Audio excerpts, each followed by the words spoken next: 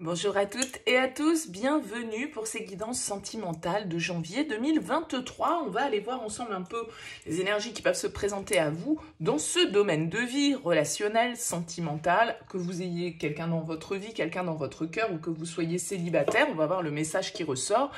Évidemment, gardez à l'esprit que ça ne pourra pas parler à tous ceux qui vont visionner cette vidéo, c'est évident. Donc prenez uniquement si ça fait écho pour vous, si ça vous aide à cheminer, à avancer. C'est le but de ces guidances, donc voilà, c'est pas forcément de la voyance, il est bien évidemment que de la voyance pour des centaines de personnes qui vont regarder une vidéo. On ne vit pas tous la même chose et on ne peut pas avoir un message qui soit pile correspondant à ce qui va nous arriver. Donc, ça reste un éclairage, ça reste un outil et c'est comme ça qu'il faut le prendre. Alors, n'oubliez pas de garder votre libre arbitre toujours par rapport à ces tirages, de voir comment ça vibre pour vous. Et puis, si vous avez envie de développer, de poursuivre avec moi, eh bien, vous avez mon mail en bas de cette vidéo, lililataro@yahoo.com. Je fais toujours une approche préalable avant la première consultation pour voir si je cerne bien votre situation. Donc, dans votre mail, vous me donnez uniquement, j'insiste bien sur le uniquement, des prénoms, des dates de naissance et le domaine de votre question. C'est professionnel, c'est sentimental, c'est financier, mais ne m'influencez pas avec une question. Je ne veux rien savoir de la situation actuelle, sinon cette première approche, elle perdra forcément de son intérêt. Donc, restez vraiment le plus large possible. Pour ce tirage sentimental, on va utiliser, je vais vous raconter une petite histoire avec l'oracle des miroirs, avec l'améthyste love. On va faire un tirage avec ces deux oracles simultanément, en fait, pour voir un petit peu ce qui ressort. On ira prendre quelques cartes du tarot pour voir vos forces, vos faiblesses, et puis quels conseils les cartes peuvent vous donner. Et on terminera avec une carte conseil de l'oracle du voyageur sacré. Voilà pour le programme. Je vous retrouve tout de suite pour votre tirage. Eh bien, c'est parti pour vous, les Gémeaux. On va aller voir les énergies. Le message pour vous avec l'oracle des miroirs, avec l'améthyste love. Un tirage en simultané de ces deux oracles pour vous raconter une petite histoire pour ce mois de janvier. On va voir les énergies qui se présentent. Bien évidemment, vous prenez uniquement si ça fait écho pour vous. On regardera également avec le tarot quelles sont vos forces, le challenge du mois et puis le conseil. Et on terminera avec une carte du voyageur sacré. Allez, pour vous les Gémeaux, pour ce mois de janvier 2023 au niveau sentimental, qu'est-ce qui se présente à vous les Gémeaux pour ce mois de janvier? Allez, c'est parti. On regarde le message qui ressort. On a le changement et on a le nouveau départ. Ouh, bah écoutez, vous commencez cette année 2023 sur les chapeaux de roue dans des énergies quand même assez positives. Ici, c'est votre carte en plus, Bélier, Taureau, Gémeaux. Alors, ça peut nous parler de renouveau, ça peut nous parler de renaissance, d'une nouvelle vitalité, d'un changement qui s'opère soit vraiment dans votre vie concrètement, soit dans vos énergies. En tout cas, il y a une belle évolution pour commencer ce tirage. Cette carte du changement, c'est une carte qui va nous parler d'évolution, de cycle.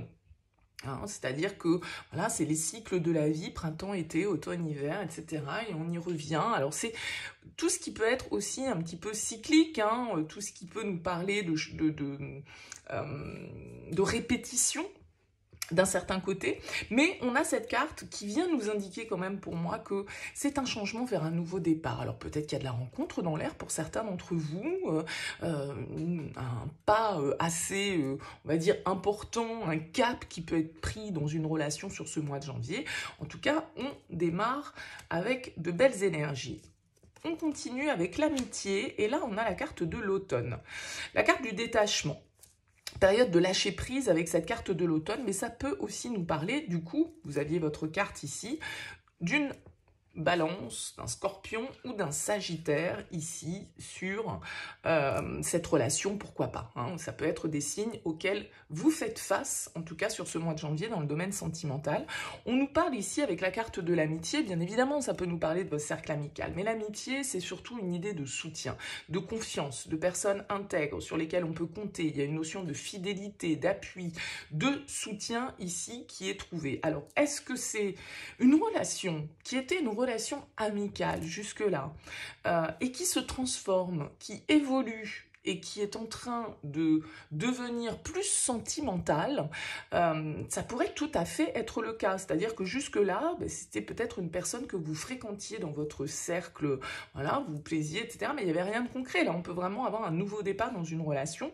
C'est tout à fait possible. En tout cas, avec l'amitié, on voit ici qu'on est entouré de personnes sur lesquelles on peut compter. Hein. Donc, avec cette carte du détachement, du lâcher-prise, de l'automne, alors est-ce qu'il y avait eu un éloignement, un moment dans cette relation? Est-ce qu'on s'était un petit peu perdu de vue? Est-ce qu'on s'était un petit peu éloigné? Et que là, du coup, il y a un changement sur ce mois de janvier? Possiblement.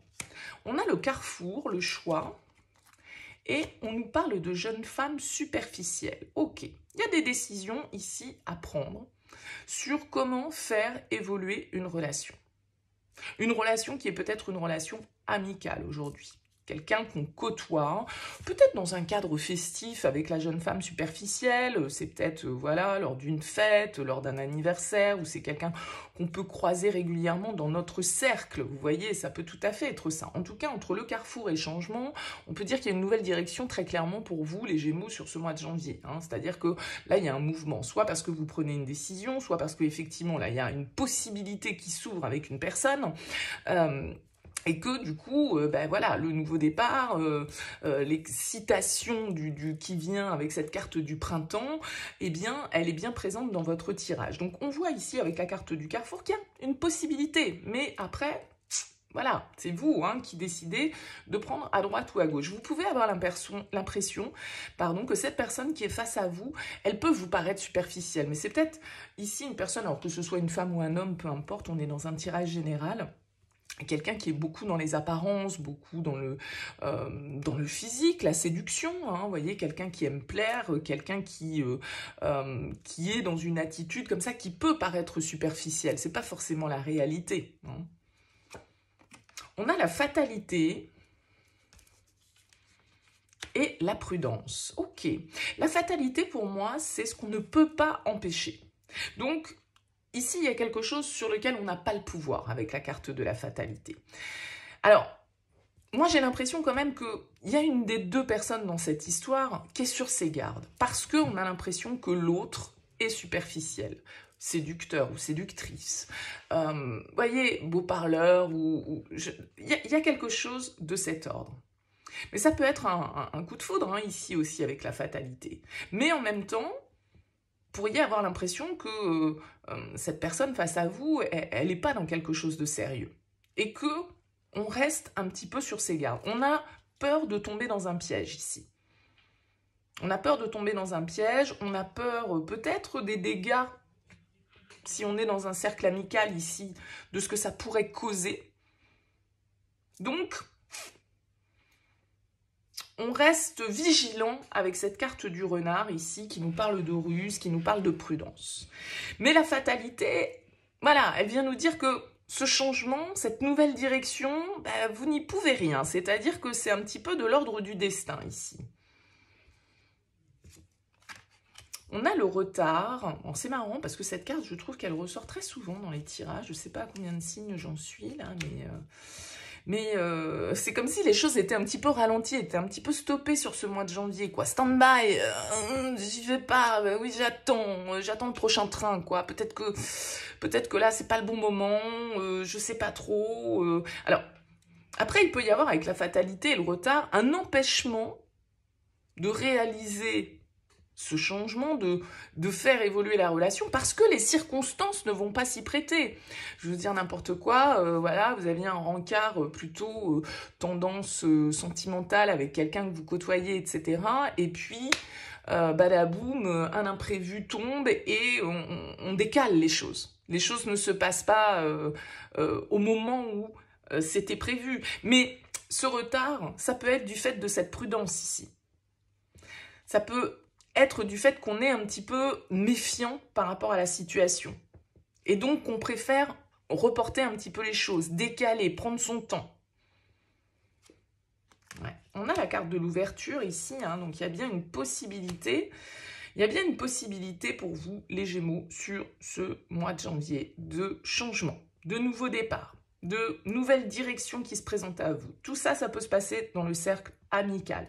Ça peut se passer avec quelqu'un où vous avez l'impression que c'est peut-être un séducteur ou une séductrice. En tout cas, quelqu'un qui est beaucoup dans la recherche de légèreté plus que de sérieux, de construction. Peut-être que vous allez rester sur vos gardes par rapport à ça et du coup décaler un petit peu l'avancement, l'évolution de cette relation. Mais on a quand même l'ouverture qui est là. Donc encore une fois, il y a cette notion d'opportunité et il y a marqué quoi sur cette porte? Destinée. C'est ce que je vous disais ici avec la fatalité, c'est-à-dire que, ben voilà, c'est comme ça et vous n'allez pas pouvoir... c'est tout ce que l'on ne maîtrise pas. Alors, il y a quand même cette notion ici de relation instable, de superficialité. Donc, sans doute que c'est ça qui vous fait un petit peu peur. C'est ça qui fait que vous n'êtes peut-être pas totalement en confiance par rapport à cette évolution. Pour autant, ça ne veut pas dire c'est bien, c'est pas bien, hein, c'est pas la question. Mais c'est comme si vous n'étiez pas totalement convaincu parce que l'instabilité, c'est j'y vais pas. Ah, je repousse. Ah non, je reporte. En fait, non, vous voyez, il y a quelque chose un petit peu de cet ordre pour vous. Alors, qu'est-ce qu'on a en dos de deck? On a la famille ici.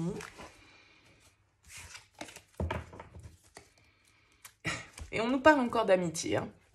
Donc là, ça peut vraiment être pour vous une relation qui était que de l'ordre de l'amitié jusque-là, ou qui se fait par le cadre des amis. Vous voyez, il y a vraiment cette notion qui ressort pour vous, les amitiés, la famille. Donc est-ce que tout ça est dans un cadre où on se dit, non, mais je suis pas sûre que je doive... ouvrir en grand cette porte, quoi. J'ai l'impression que vous pouvez un petit peu opposer une certaine forme de résistance. Alors, ce que je dis, ça peut être valable pour l'autre, c'est-à-dire que ça peut être l'autre qui, par rapport à un cercle social, amical, familial, que sais-je, freine un petit peu aussi parce que on a peur des conséquences et parce que elle vous trouve séducteur, séductrice, et vous voyez ce que je veux dire, hein. Ça marche bien évidemment dans un sens ou dans l'autre. C'est pour vous des énergies qui sont face à vous. Mais en tout cas, une chose est sûre, c'est qu'il y a une ouverture, c'est qu'il y a une opportunité, il y a un choix à faire pour vous par rapport à une relation qui, pour moi, ici, ce message, en tout cas, c'est pour une relation qui se passe dans le cadre amical. Et on a un problème d'intégrité, on a un problème de loyauté, on a un problème de peut-être je dois pas, quoi. Ça ne se fait pas, je ne suis pas sûre de l'idée, quoi. Bon, eh ben écoutez... Vous n'hésitez pas, bien sûr, à me laisser vos commentaires, les Gémeaux. Pour ceux à qui ça parle, bien sûr, il est évident que ça ne va pas parler à 100% des Gémeaux.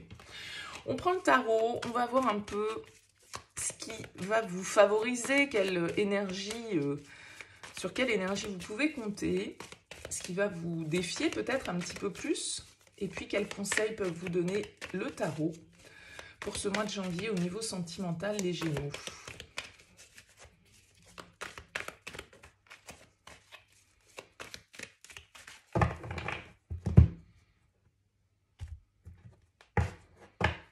Deux de bâton et impératrice, ouais. Le 2 de bâton, c'est encore une carte qui va nous parler de choix, de décision, de réflexion. On est face à des opportunités et on doit un petit peu décider. Avec l'impératrice, il y a vraiment une idée de vouloir créer, de vouloir s'unir, hein, pourquoi pas. C'est une carte qui nous parle d'amour, d'abondance, de création. Votre force, c'est le page de bâton. C'est la nouveauté, c'est l'aventure, c'est le désir. Le page de bâton, c'est l'aventurier du tarot. Donc, c'est celui qui se lance avec légèreté, sans trop savoir où ça va le mener, mais c'est pas grave, parce qu'il se sent inspiré, il a envie de faire ça, donc il le fait. Alors, il le fait parfois un peu maladroitement, il le fait pas forcément de manière non plus très constante. En tout cas, le page de bâton, c'est un petit peu le désir qui s'allume, hein. C'est l'aventure qu'on a envie de vivre ici. Donc, j'ai l'impression qu'il y a une... Voilà, cette possibilité ici, en tout cas avec le page de bâton, on vous dit que vous êtes dans des bonnes dispositions pour flirter. La 3 d'épée, ici, en défi. La 3 d'épée, malgré tout, c'est quand même cette blessure ou la peur de blesser. Le 3 d'épée, c'est la confiance.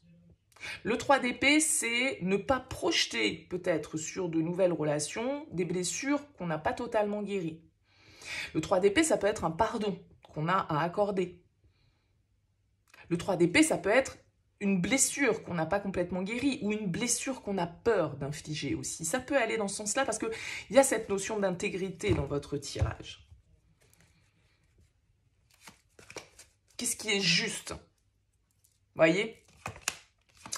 Le conseil, c'est la 5 de denier avec la justice. Ok. Le 5 de denier, il vous dit, sortez de vos peurs.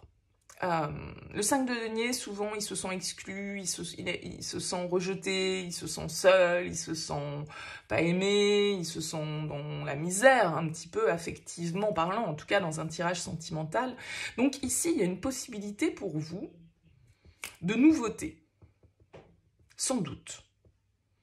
Mais peut-être que pour aller vers cette nouveauté, bah, effectivement, vous n'êtes peut-être pas totalement prêt à ce nouveau départ parce que vous restez encore très prudent, parce que voilà, vous vous sentez peut-être pas prêt, en fait, ici, à ce changement. Mais le 5 de denier, il invite quand même à une sortie de crise, à une sortie de solitude, à une sortie d'exclus, à une sortie de victime. La justice, elle vous dit rétablissez l'ordre, rétablissez l'équilibre. Peut-être qu'effectivement, il y a des décisions à prendre, des vérités à avoir. Il y a une situation ici qui peut vous avoir mis en souffrance pendant un temps et vous avez l'occasion ici, avec ce page de bâton, d'en sortir éventuellement. Donc, bien évidemment, ça ne parlera pas de la même manière à tout le monde, mais ce 3 d'épée, ici, nous indique que, voilà, on doit accepter qu'un nouveau jour se lève, on doit accepter le renouveau, on doit accepter peut-être les changements, les nouvelles opportunités que la vie nous met, et peut-être que c'est difficile parce que on n'a pas encore totalement digéré un passé ou une situation, en tout cas, qui a pu nous faire nous sentir mal, exclus, pas aimés, dans l'attente. Donc là, non, on vous dit, c'est bon, vous avez les ressources avec ce 5 de denier en conseil. N'ayez pas peur de ça. Ne laissez pas parler ces peurs-là, parce que là, il peut y avoir beaucoup de peur avec ces deux cartes. Et sans doute qu'ici, ça vient expliquer cette carte de la ruse.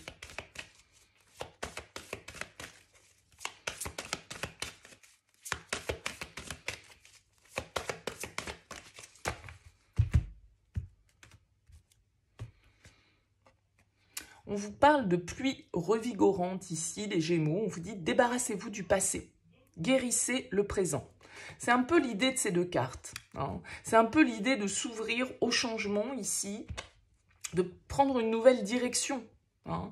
La pluie revigorante, elle vous dit, voilà, le passé, il doit rester au passé. C'est ce 3 d'épée que vous devez guérir d'un certain côté, que vous devez apaiser. Et on vous dit, la traversée du désert, ayez confiance au plan divin. C'est cette solitude peut-être dont vous sortez hein, ici, et malgré tout, une opportunité qui s'ouvre pour vous, mais peut-être la peur de la saisir, peut-être que, voilà, on a peur de totalement se laisser aller à un petit peu de naïveté ou de légèreté, vous voyez.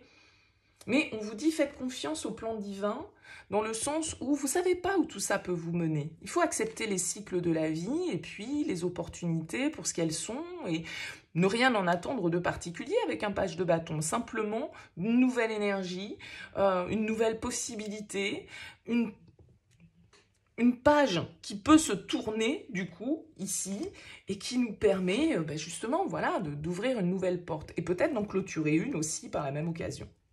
Voilà pour vous, les Gémeaux. Écoutez, n'hésitez pas à me laisser un petit mot, un commentaire en dessous de cette vidéo pour me dire comment cette guidance vous aura parlé. Ce sera avec plaisir. En tout cas, merci pour votre présence, merci pour votre écoute.